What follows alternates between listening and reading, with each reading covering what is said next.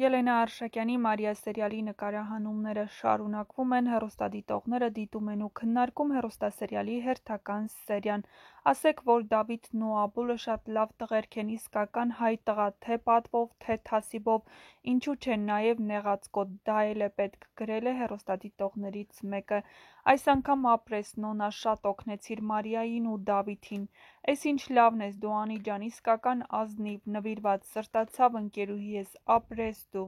Ռավ, շատ էլ լավ արիր, որ մատանին կորցրիր, դու քո ձեռքով Մարիային տվեցիր Դավիթին։ Շատ ծիծաղալի էր, մատանին դարձավ գնդիկ պոքոնիկը։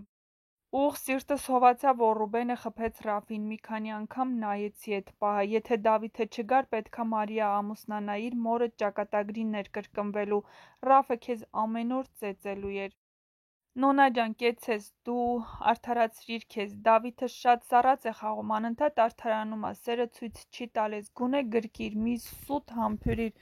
համակարծիք եք, եթե ոչ, գրեք ձեր կարծիքները, յուրաքանչյուր կարծիք կարևոր է մեզ համար։